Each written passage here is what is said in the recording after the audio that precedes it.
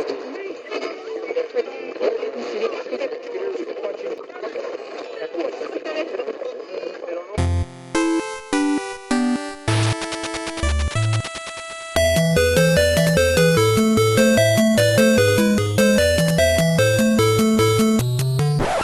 you like it? How about this one?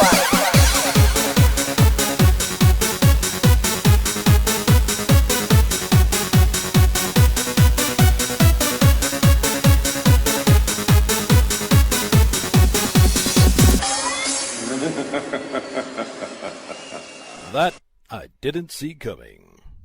Hey, this is Trueflight. Thanks for tuning in to an all-new episode of Game On. Today is Friday, May 13th, 2016.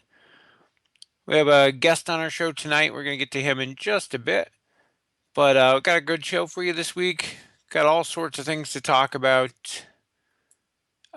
Current games that are playing, some Kickstarters we're looking forward to, and some rumors of things to come, as well as our guest tonight from The Broken Token. We have Greg Spence.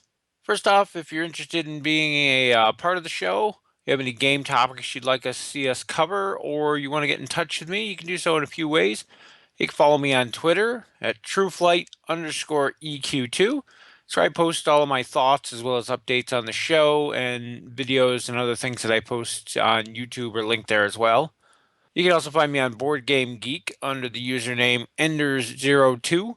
Still trying to get that changed over without having to make a new account. I'm not having much luck though. And you can also check out my YouTube channel where I post my reviews, gameplay videos, podcast episodes, and more. And that's youtube.com/user/Trueflights with an S. I am currently still looking for a new permanent co-host for the show, so anybody out there who might be interested in that, send me a message and I can bring you on the show as a guest. We can see if things work out and go from there. So the first thing we usually do is the games we've been currently playing right now. I just got through moving, so a lot of my stuff has been packed for the last few weeks. That's why this episode was kind of delayed as well. Between that and trying to arrange times with our guest who was at PAX the previous week, and then I moved last week, and getting things to work out was just troublesome. But most of my games being packed, I pretty much only had a couple out. The kids and I played a ton of Firefly because it was one of the few games that wasn't packed. And finished up our campaign of Arcadia Quest. As far as video games go, I've been kind of all over the place. A lot of the crew. That's pretty much my main thing. Gave Trackmania Turbo a try just on the free trial that they have. Lets you do the first 5 missions, I think it is. It's an interesting game. Just don't think it's worth what they're charging for it compared to the older Trackmanias that were free. Recently got into World of Tanks a little bit more. My son's been playing. A friend of mine's been begging me to play more, so trying to work that up. And that's really it. International Tabletop Day was last week, and did take a bunch of games down for that. We played some Unexploded Cow, Exploding Kittens. That's when we actually finished our last mission of the Arcadia Quest campaign. I think we took Firefly with us too. We didn't have enough time for that. And more recently, I also did some play testing of a prototype for Ceti. It's a game I backed on Kickstarter. It's a 4X space game, and it's in production right now. The Kickstarter is over. I think you can still order it through their website right now if you're interested, but check that one out. It's I think it's 1 to 4 players. Comes with 6 now, and they have an NPC, and there's an AI that you can use to play any of the characters. So the real player count's kind of weird on it, but it's an interesting game where you kind of expand your little space as you're exploring out, build these little orbital space stations and things. It's got a lot of interesting mechanics, and giving those guys some feedback, and they're actually listening to the playtesters. So it's really cool to see that kind of interaction with a company. As for other Kickstarters right now, Centauri Saga should be shipping next week. So I'm really looking forward to getting that. I was kind of late jumping on board with that one, but it's another 4X sort of space game. This one's more of a co-op, so they do have versus missions, and be looking for a review on that real soon when I get that in. Arcadia Quest Inferno is another one I'm looking forward to, which unfortunately just got announced that it's being delayed until October. It was supposed to come out in June. I can't say I'm surprised. Most of the cool mini or not ones seem to get delayed. I think they overly ambitiously put up their dates, but I don't mind the delay on this one because they're revamping the whole dragons that they added in to make them all different and unique and kind of a new experience. And they're going to be a final sixth level boss where most of the campaigns end at the fifth. So you're going to get new equipment cards and everything. So I don't mind them taking a little extra time to go through and revamp that. I just wish that they had given people more notice than waiting until the last minute. Obviously, they must have known months ago that this stuff wasn't going to be ready to release in June if they're still working on it. So just would have been nice to see some updates on that kind of thing. Another one coming out in the fall I backed was Daedalus Sentence. Had the guys from the development team as well as the publisher on the show last time or 2 episodes ago, and a great bunch of guys. My big concern with that one is the more I look into it, the high cost of the game, and we talked about it a lot on that show. After shipping and everything, I believe it came to 110 or $120, and still not positive I'm going to be picking that one up just because of the pricing. It fell right in between a bunch of other Kickstarters. I backed Centauri Saga, Arcadia Quest, Tau Ceti, another Masmorra, which is going to talk about here in a minute. So there's a bunch of Kickstarters all at once. And just as cool as that game looks and as limited of production as it's going to be, I just don't know if I can afford $100+ for a single game. So we'll see on that. It's got a long way to go before that becomes really an issue. So got time to think about it. Next one on the Kickstarter list was Tau Ceti, which I talked about. We're doing the playtesting of the prototype. It's a print and play prototype, so it's not anywhere near a final production, at least of the prototype that I've been using. And again, it's really cool to see the interaction with the developers of that game, the back and forth we've been having, and they're really listening to the players and taking their suggestions and comments, which is just a really cool thing you don't see too often these days. And the last one on our list is the Masmorra Dungeons of Arcadia. Another cool mini or not one. Unfortunately, this one I have no doubt is going to be delayed as well. There's several other cool mini or not projects that are before it in the queue, and all of them have been delayed so far. So I think it's going to chain reaction down the line, but definitely a really cool game. It's a standalone, separate game than the normal Arcadia Quest. This one is a much quicker, faster dungeon crawl with a tile laying dungeon board. So the board is different every time you play. There's no scenarios, there's no campaign type thing to go through. Your characters level up as you progress through the dungeon to gain new abilities and things. It's more of a dice pool type game, has a very King of Tokyo type feel in that respect, where you roll the dice, you do the re-rolls, and you pick and choose the different icons on the dice to activate different abilities, to do different things. Some people have been complaining about this one because the monsters in the game are represented by dice instead of actual minis like all the other games. I think it's cool in a way because it lets you make the game much more portable. It's not going to take up nearly as much space having a couple dice bags in there for those oversized dice, as opposed to having entire cases to carry miniatures in. At the same time, they don't look quite as nice on the table, but if you have all the other Arcadia Quest games, I mean, you can always swap in the minis if you really wanted to, but the dice have a nice mechanic because depending on what floor and whatnot you're on in the dungeon, you roll different colored dice, and there's different monsters on them, so you have a random chance of certain monsters appearing, which is kind of cool. Adds a little bit to the longevity of the game, I think. Also comes with a really cool conversion kit to play all of the characters that come with the game in Arcadia Quest, as well as an optional buy-on pack that lets you use all of your core Arcadia Quest figures in Masmorra. So really looking forward to that, but they got a lot of work ahead of them in getting all that stuff ready for launch. So, like I said, expecting that one to be delayed as well. Anyway, that's pretty much it for the Kickstarters and things we're looking at right now, and we'll get right to our interview. And here we go. I'm here with Greg Spence from the Broken Token, and we're going to talk a bit about some of their products and how the company came to be. You want to introduce yourself, Greg?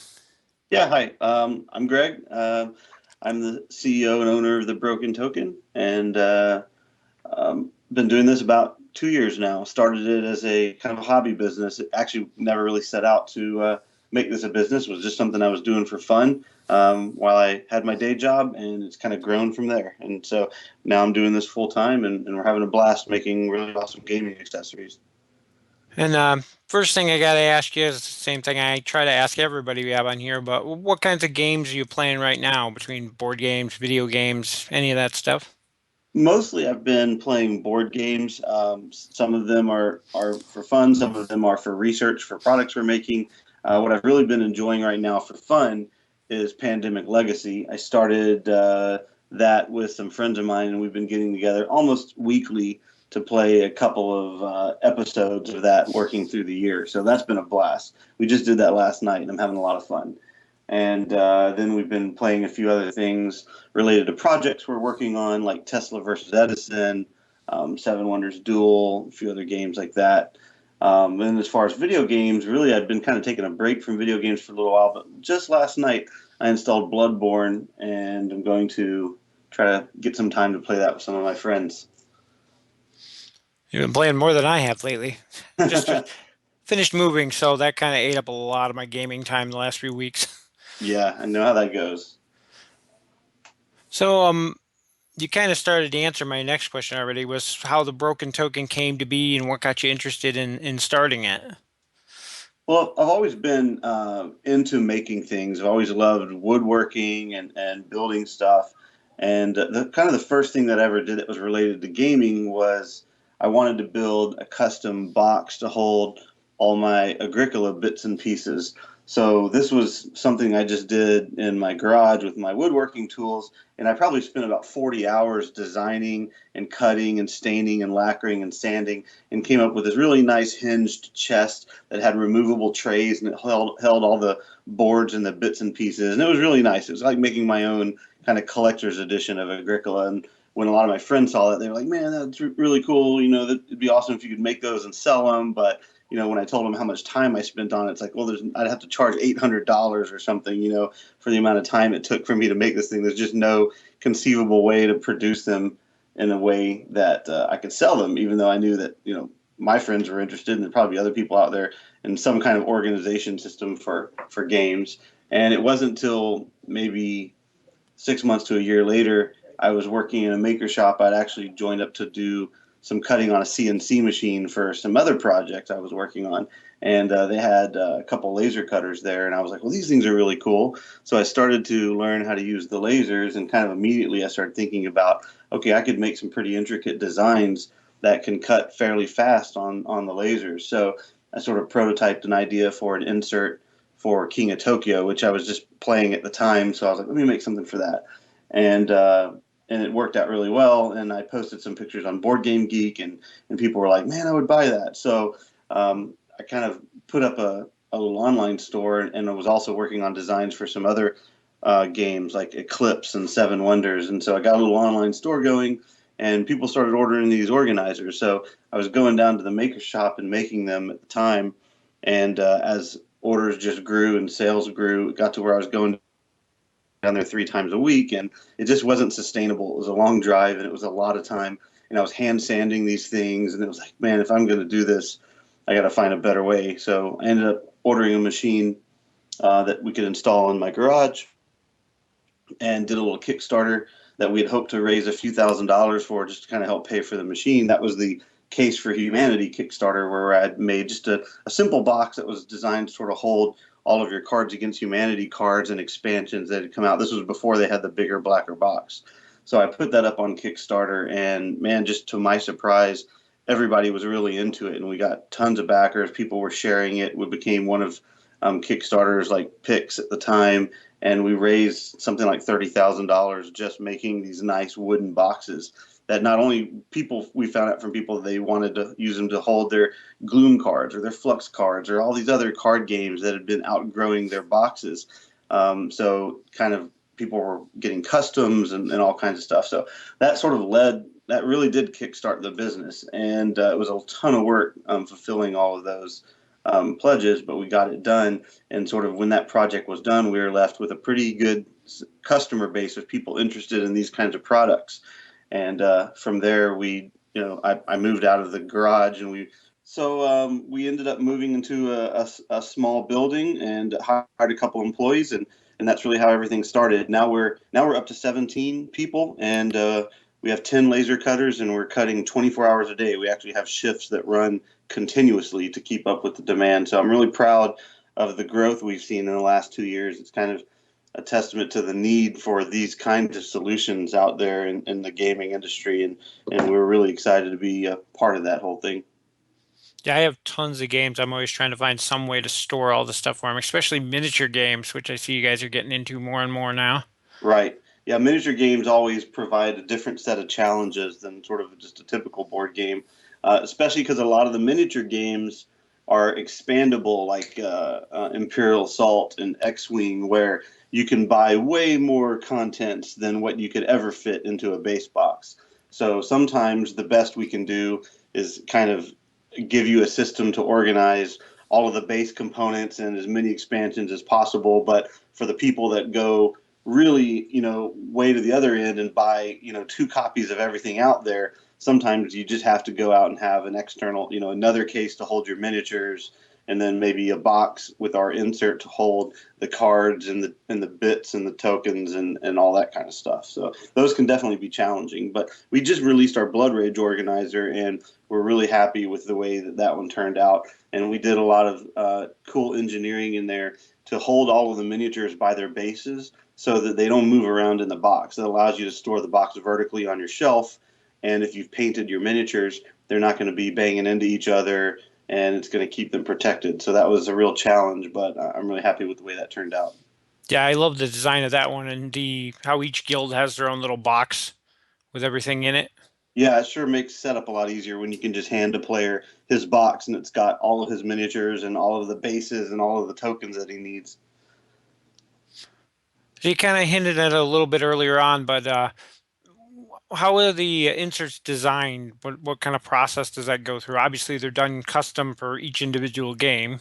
Yeah, for the most part, they're all developed for the specific game, and that's what makes them good. Because you can go out and you can buy a generic set of plastic bins to hold bits and that sort of thing, and those can definitely work, and sometimes it gets you halfway there. But when we can design an organizer specifically for a game, and we can label the compartments with what goes where, and we can often put game aids into the box, like card trays that you take out, put on the table, and you deal right out of those trays. So those things can improve the gameplay more than just sort of a generic solution.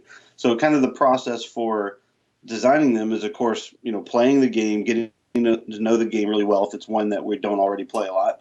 Then we can understand how the bits and the tokens are being used, if they're just used during setup or if they're used constantly throughout the game. Makes a difference for where those things are going to be positioned on the table. Can we leave them in the box, or do they need to be on a tray next to the game board and that sort of thing? So once we have a plan in mind for what we want to do to speed it up and get everything compressed, then we start drawing everything. We're using Adobe Illustrator right now. I started out playing with SketchUp and sort of making everything in 3D, but it's just so time consuming to do it that way. And then whenever we'd go to get ready to cut, we'd have to export everything back into 2D images that the laser could understand. So now that we've been doing this so much, it's just easier for us to draw everything in 2 dimensions, and we can envision how it should be laid out and basically draw it all up in Illustrator and then start cutting prototypes and piecing it together and see how we like it. And then it's just an iteration loop there of going back and making changes and then cutting another prototype until we get something we're really happy with. And what are they made out of? We use a type of plywood called Baltic birch. And the nice thing about birch plywood is that the interior cores of ply are also solid birch. a lot of the plywood that you see that you just go buy from a Home Depot or places like that, their cores are made of a really cheap wood because you can't see it anyway. They'll veneer the outsides with like a nicer looking wood, but the interior is just whatever junk board they can, and you get knots and you get voids that are most of the time filled with glue because of the way they glue stuff together. So that kind of wood can be really horrible. And so birch is a very high quality plywood. Like I said, all the layers are solid birch. We purchase a high quality birch that uses a good layer on both sides, so you don't really end up with any visible knots or anything like that. Occasionally one slips through, and we always try to catch that and make sure it doesn't end up in a product. But for the most part, the wood, it's the strongest you can really get out there, and it's the lightest weight. When you compare it to composite materials like MDF, that is like a medium density fiber board. That's made from basically taking sawdust and mixing it with glue and then compressing it together. And it's very inexpensive because it's made from sawdust, but it's also not as strong as a wood with natural fibers in it because those fibers give it a lot of strength. So we're happy with the material, but we're also exploring other things out there. We're always looking for other options for things that can have different benefits. We're actually really excited about a local company we're talking to that makes a product out of recycled paper and wood, and there's no chemicals in it. There's a process that they use that's just heat and water, and they compress it together. And it's a sustainable product, and it's, like I said, almost completely recycled. You can get stuff that's 100% recycled, and it's really strong.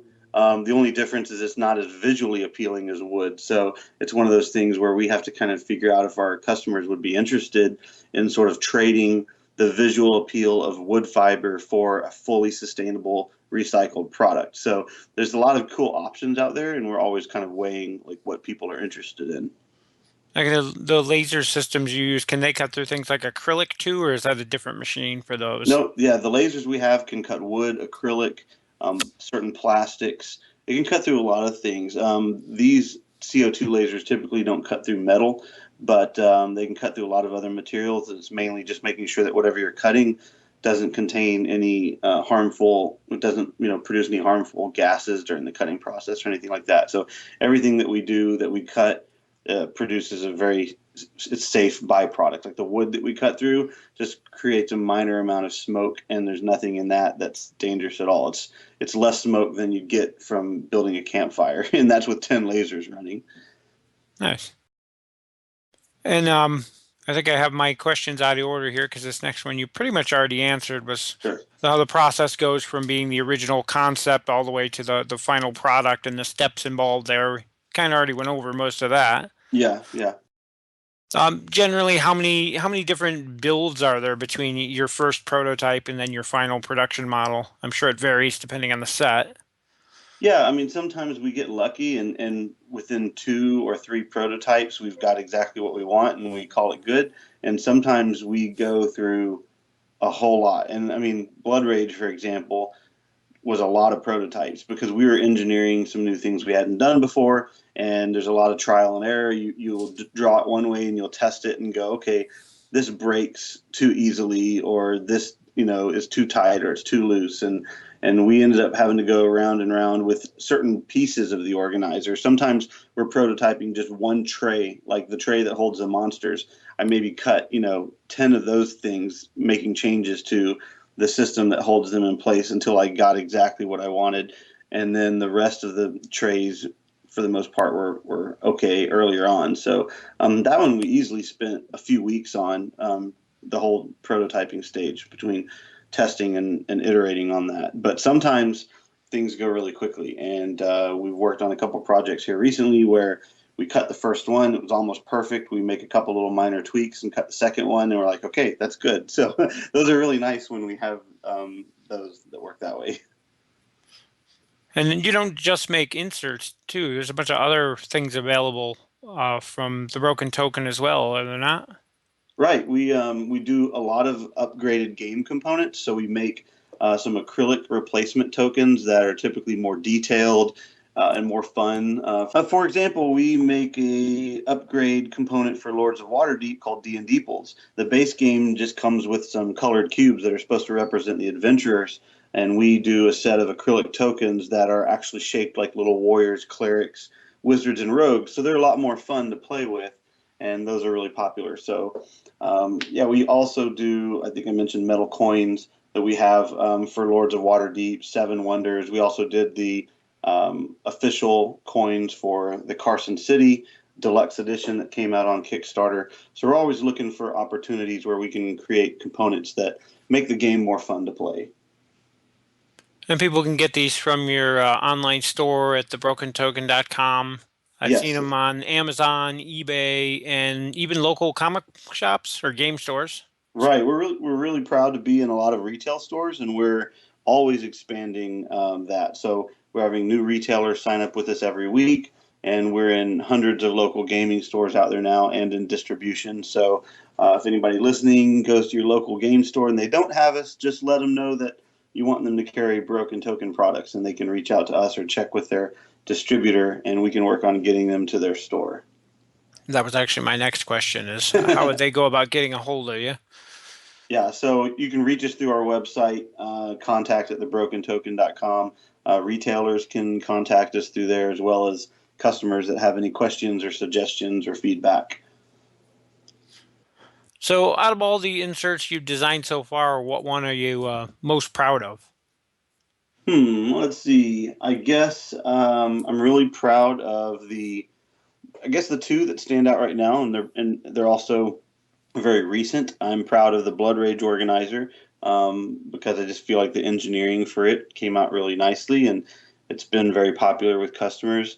And the product that we're going to be releasing for Firefly, which is due out June 2nd, I'm really excited about that one. It's one of the first products in what we're calling our new Craftsman series, which is a high-end line of organizers that not only includes an insert but comes with its own wooden box. So it's everything that you need, and it's for games that have really outgrown their base boxes. With Firefly, the boxes that the games come with are fairly small. There's a bunch of expansions. There's really no good way to get everything into any of the core boxes. So we've had to create an entirely new box to hold everything for that game. But that gives us the flexibility to do a lot of cool things like support third-party add-ons like the whole verse mat from Gale Force 9 and the upgraded resin ships. We can fit all that stuff in there. And then there's room for play aids like removable card trays that you deal right out of, like I'd mentioned earlier. There are a bunch of those in there. So it makes setup and gameplay of Firefly way easier with this solution. And I'm super excited about that. And there'll definitely be more products coming out in that Craftsman series for people that really want to take their game to the next level. And you kind of led right into where I was going next. I'm super excited about the Firefly. It's the Big Damn Crate. Are you actually going to stay with that name? Yeah, that's going to be the actual product name, the Big Damn Crate, and that describes it perfectly because it is big. We just weighed the packaging for that has all of the sheets. This is before you punch out all the pieces and throw away the scrap. So the final product, when you build it, won't weigh this much. But before you put it all together, it's going to weigh something like 12 pounds. It's a lot of wood. It's 2 hours of laser cutting time just to make one organizer. So we have a big engraving on the top. We try to produce something that feels like it would fit in the game world. So we want this crate to look like something that might be delivered on, carried on Serenity and delivered across the galaxy. So we engraved on the front of the box. We made up a name of a company called the Three Sons Freight and Transport Company, and we created a logo for them, and that's what we put right on the front of the box. And we try to make it feel like it would be part of that world. So I'm super excited about the way that turned out. Yeah, me too. I've seen the pictures and stuff of the prototype, and it looks awesome. Thank you. And Yeah. on top of that, the ability that it can be used, the box actually can be stood up, and the card trays and things can be used right out of it to save table space. Yeah, that was another kind of cool effect of that. Now, if you have a really small table, Firefly is definitely known for taking up a lot of space. I I've have a seen big people. table and it takes up a lot of space. Yeah, exactly. And I've seen pictures of people that pull out a card table and set it next to their main table to hold, other bits and pieces to that game. So the nice thing about this, if you're really cramped for space, you can leave all of those card trays in the box, turn the box up on its edge, like you said, and play right out of the box. So that's something that's pretty cool. And I've actually been talking to some guys on Board Game Geek in the forums about it, and they had a few things they wanted me to ask about that one in particular since I had you here. Sure. And the first you already said was the release date. They were kind of hoping it was going to be available around or before KublaCon, but it looks like we're going to be just after that. Yeah, we're going to start taking pre-orders probably at least a week in advance, maybe even a little sooner, because it'll help us plan production if we kind of have an idea of how many people are going to want to order one on day one. So we may be taking pre-orders as early as May 19th, which would be next week, or sometime between there and the 26th. And then we'll start shipping them June 2nd. So it's one of those things where we, for this, we're trying to make sure our retail stores can get some in stock. And we've had plenty of time to get out information about this organizer to our retail and distribution chain. So it was kind of this one we had done for a few weeks, but we're trying a new process of metering out our launches so that we can get the information to everybody well in advance. Especially one that takes that long to produce too. Right. Another big thing that everybody asked, literally everybody I've ever played the game with, when I talk to them about the crate here, the first thing that they ask is, you have a nice spot in there for the rolled up whole verse map. Right. Is there a spot to put the toy dinosaur that everybody inevitably replaces the little cardboard token with?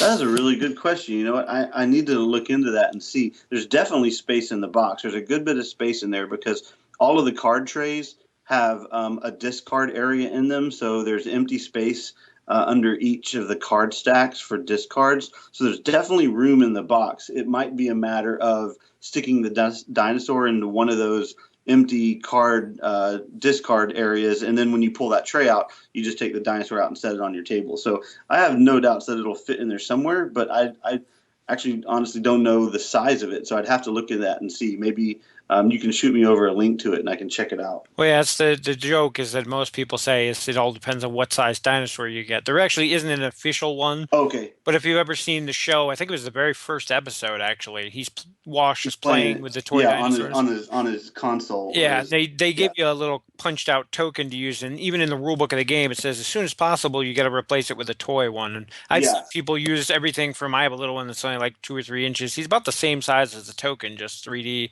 But I've seen people use full, foot tall ones, which obviously aren't going to fit. But right.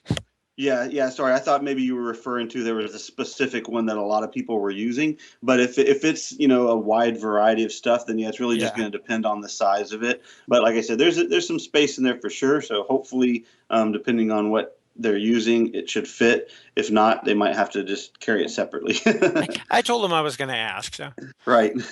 The other big concern that a lot of people have had, and you already kind of talked about it, I think, is that the resin version of the Alliance Cruiser is actually quite a bit larger of a model than the one that came with the original set. Right. And so the space where that's made to go in, is that going to be able to fit either one? Yeah, I believe it fits just fine. We got that resin model in about a week or two ago to put into our case. I'd have to check with Derek, one of my designers, who was setting all that up. I haven't heard any issues with it whatsoever, so I think it's fitting just fine in there. But I will definitely double check on that to be sure. But there's a good bit of room there. There's also extra space. We have these 2 ship trays that hold the player ships, but there's room in there for expansion for NPC ships and that sort of thing. So there's always the possibility too that you can rearrange the ships in a slightly different order depending on whether you have the base ones or the resin ones, and so we think there's a lot of flexibility in there, and so there shouldn't be any issue with it. Okay, I think all the other ones are the same size. It's just that cruiser's noticeably larger in the resin set. Yeah, the little spiky bits are longer on it. Yep, and they have the little bridge going in between the 2 main towers, and right.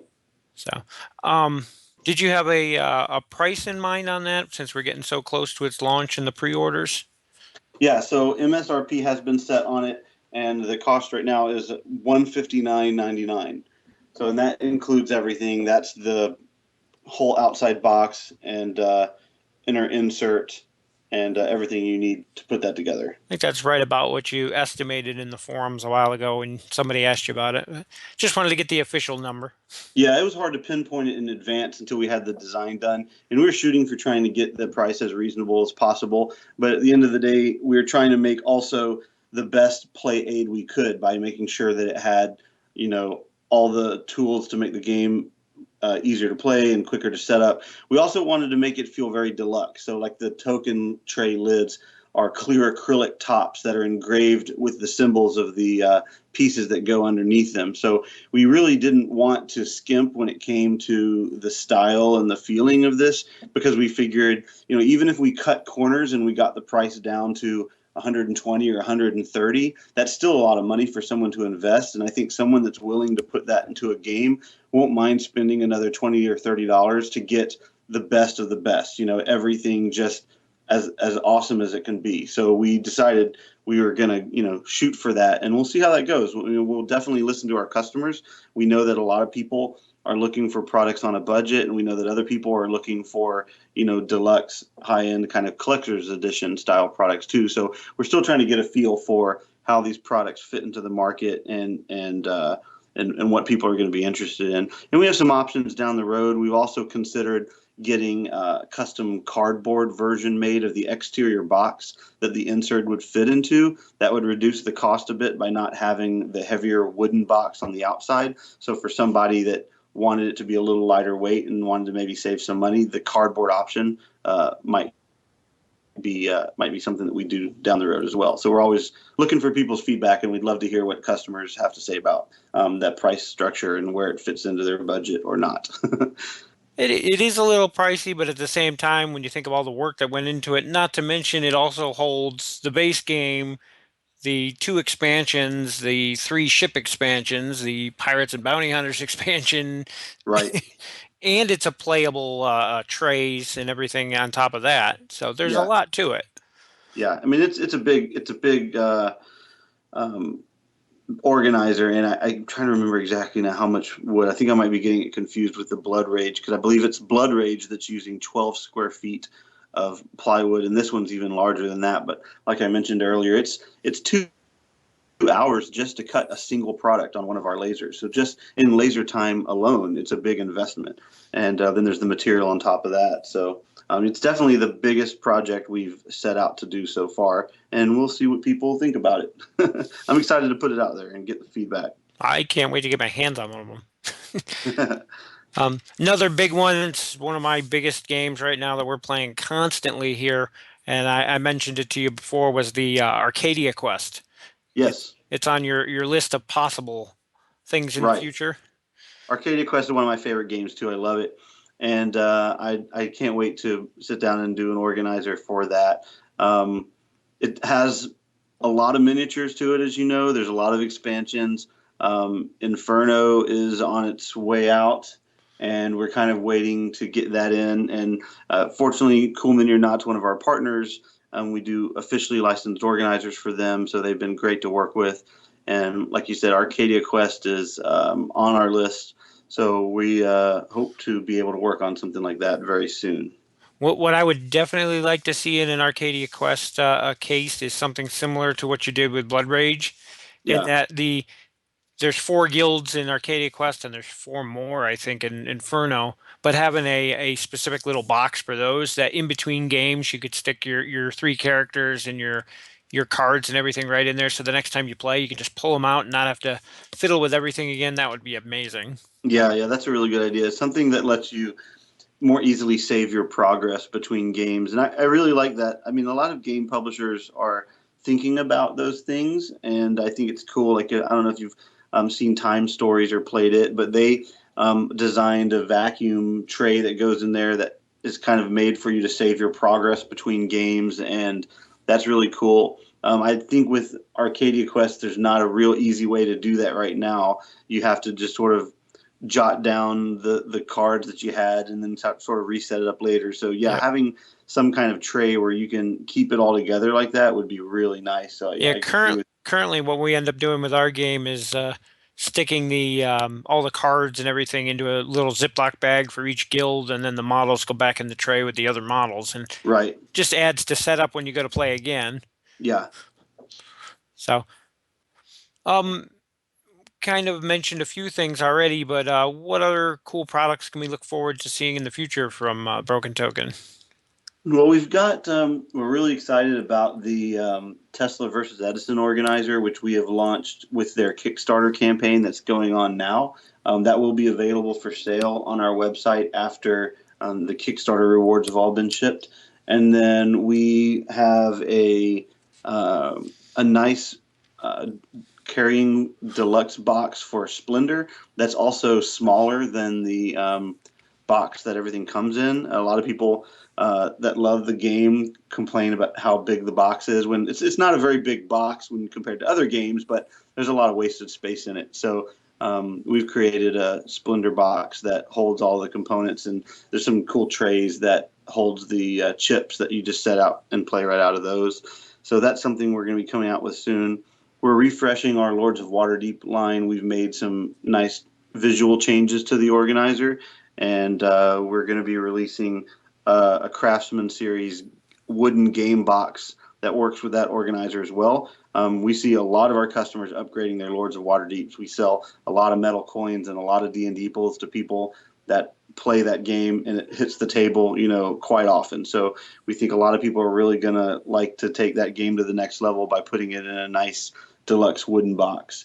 And let's see what else we have going. We're working on a couple projects with Czech games that we hope to release at Gen Con. I don't want to mention the game names right now, but you can probably take some guesses as to what they might be. But we're hoping down the road to announce a couple of projects that will release there at Gen Con with them. So that's definitely cool.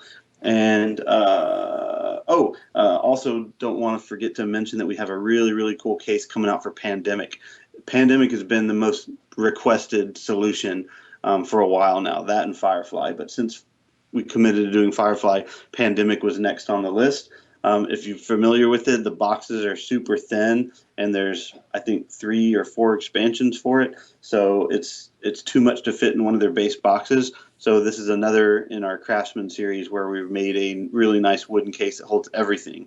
And I can't wait to post the pictures of it because we've done some really, really cool things to hold all the little vials and petri dishes that come with the expansions. It's super cool. And we have the prototype completely done for it, and it'll be launching sometime probably in later June. So that one's going to be really cool. I think the only other game I have right now that I'm in dire need of a storage for is Rampage, or Terror in Meeple City, as it's called now. You guys, you already make one for that, or no? No, we don't have one for it yet, but we have a copy of it. I remember when we first talked to them a while back, they were talking about the IP kind of changing a little bit and the name changing.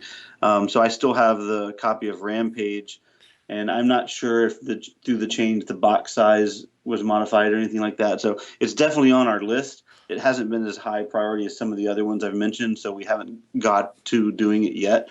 But that's one that hopefully we can get to soon. So it just kind of depends. I was just quickly looking at my shelf, seeing what I had over there that wasn't stored properly. Yeah. We still get a lot of requests for things like Arkham Horror and Elder Sign and Eldritch Horror. That whole genre of games are very popular, and they have lots of expansions. So those are on our list for things that we want to hit up as well. We've also got solutions coming out for Terra Mystica and Robinson Crusoe. So those are kind of all in the design phases as well. All right. Well, is there anything else you'd like to say to our listeners or people out there? Yeah, I mean, to you guys who own our products, thank you very much for sticking with us and purchasing Broken Token products. We love our customers. We always love to hear your feedback. We've got a suggestion poll on our website. So if there's a game that you want to see that we don't have a product for, go to our website and enter the suggestion poll. And we now pretty much choose our products based on what people ask for. So your voice does count. We want to hear what games you want to see organizers for, upgrade components for.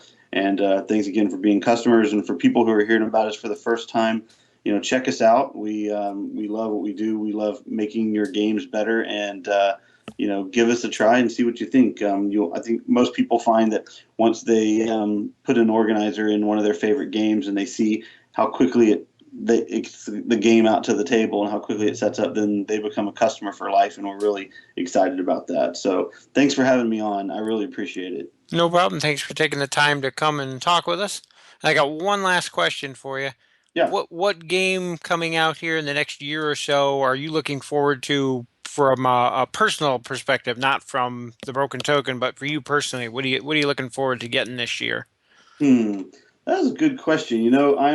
There's a lot of hype about Scythe, and I backed it on Kickstarter. I'm really interested to see how that turns out. So I'm looking forward to that. And also recently the Dark Souls IP game on Kickstarter I've backed, and that looks interesting too. So there's so much stuff coming out now with the advent of crowdfunding, and it's interesting to see how these turn out. Sometimes they're hits, sometimes they're misses, and so you never really quite know what to expect. But I'm excited about those two, and we'll see how it goes. We're always watching what the next great thing is, and we'll be there ready with our laser cutters if something needs help. All right. Well, thanks again for joining us, and can't wait to see what you guys have in store for us in the future. Yeah, thanks a lot. I appreciate you having me on. And finally here, before we go, want to look at some rumors and things we're looking forward to. Big news from Board Game Geek, from Escape Pod Games, is that Gunship's second wave, not sure if that's the official title, that's the current working title, is in development, and they're pretty much doing a complete overhaul of the core system of the game. But from what he says, we're going to be able to use some of our old stuff, so you don't have to rebuy everything. But it's cool that the game isn't completely dead as people were fearing. There's a lot of really cool stuff he's been showing us. The big battle cruiser and things like that. Can't wait to get in and get to start testing out some of the mechanics and things and giving some feedback on those. So really looking forward to that. It's a long ways off for the Kickstarter on that. It's still in development, but good to know that something is on the way. There's also been rumors in and out of Gale Force 9 of possible add-on to the Firefly game. It was questionable on if this was ever going to happen because they just released the whole damn verse map. And with that out, it wasn't sure how people were going to expand the game on top of that. I'm looking at things like new ships. I'd like another deck of cards similar to like Breaking Atmo that add things to all the supply decks, or some new jobs to the existing decks. Just things like that. They could always add something like the Higgins tile that came with Caldasa, or however you pronounce that. And it's a tile overlay that goes on one of the planets already on the map and makes it into a supply planet. So things like, or that one makes it into a contact, sorry. But things like that they can always add, which are kind of cool. And very curious to see what, if anything, comes of that. Definitely would like to see some extra ships added in. They add quite a bit of variety if they're well balanced. And with the Firefly online game kind of on hiatus right now, I'm not sure if that's even going to come out. It's really cool that maybe they can get a hold of some of the stuff from that. There's been some really neat models and things that fit very well in the universe that I can see pulling out of there. In the meantime, we have things like the player-made expansions, things like Aces and Eights that you can check out on Board Game Geek to add to that game. And the last little bit of news is something that just popped up on my feed yesterday. Is a new game coming out from Rooster Teeth, the people behind Red vs. Blue and Ruby and a bunch of other shows. They have a whole channel on YouTube with all sorts of live action shows as well. But they're making a board game called $1 Million Butt based on their show of the same name. It has a very Cards Against Humanity feel to it. even to the point there's two different styles of cards. You match up the one type of card with the second type of card to make a little scenario similar to what they propose on the show.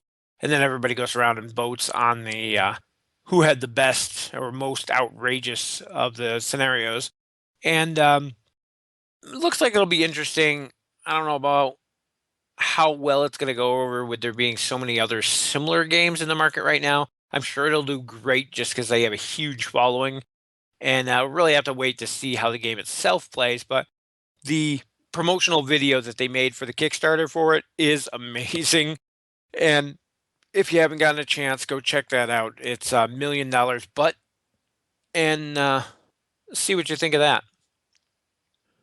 Anyway, thanks for joining us for another episode of Game On. As always, feel free to contact me with any questions, comments, or suggestions. If you'd like to be a guest on the show or anything like that, you can reach me by email at trueflight_EQ2@yahoo.com. You can also follow me on Twitter at trueflight_EQ2. And always check out the YouTube channel, which is youtube.com/users/trueflights. And we'll see you in the next show.